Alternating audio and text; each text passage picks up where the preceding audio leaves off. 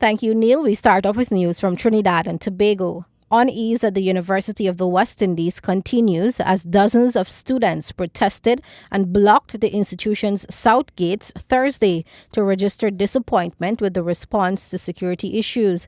By the end of the protest, two members of the UWI Guild of Students executive were arrested by police, while another student was said to have been injured in the fracas, the Express reported. The protest erupted following what was supposed to be a town hall meeting to discuss security concerns of the students. But just a few minutes into the meeting, students became upset that no member of the university's administration were in attendance despite being invited. Hundreds of workers spent their last day on the job in Barbados today. The Nation News reported that the National Union of Public Workers confirmed it was bracing for the reaction by those receiving their pink slips as the government embarks on the Barbados Economic Recovery and Transformation Program, which is an IMF-approved plan. The country was forewarned of the pending fallout most recently on Sunday in a national address by Prime Minister Mia Mottley, who said that the government would use a scalpel rather than the axe approach.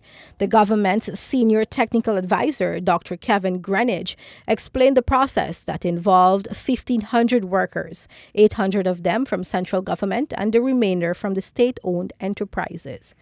Human rights group Citizens Initiative for Human Rights is calling for the authorities in Haiti to put measures in place so that children in conflict with the law can effectively be rehabilitated.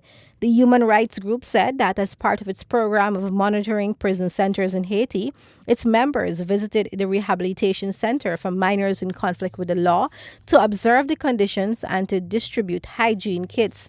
It said that the center has 101 children in 5 cells housed in 2 pavilions. The human rights group said that during the visit, they observed that children had very limited access to leisure time, leaving their cells only twice a week.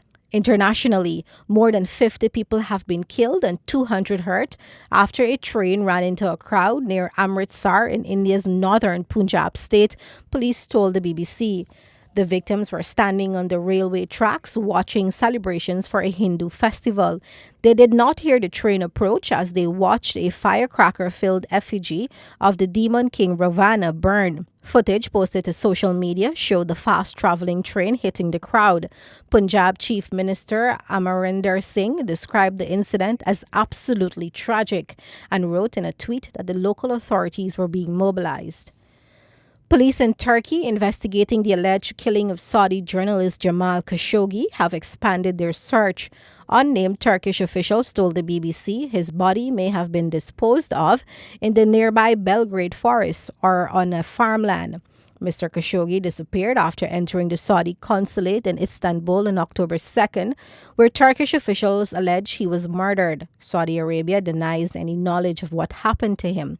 Samples taken from the Saudi consulate and the consul's residence during searches this week are being tested for a match with Mr. Khashoggi's DNA. A woman in Australia has been charged for allegedly gaining $39,000 from a fundraising site after faking a cancer diagnosis. 27-year-old Lucy Whelan used social media to document a fraudulent journey through ovarian cancer treatment, the BBC reported. Ms. Whelan set up a GoFundMe account to appeal for financial help in a breach of public trust, police said. She was arrested after a tip-off from a member of the public. Images posted to her Instagram account earlier this year include photos of Ms. Whelan with what appears to be medical equipment, such as oxygen masks and walking aids. And that brings us to the end of regional and international headlines. Back to you, Neil.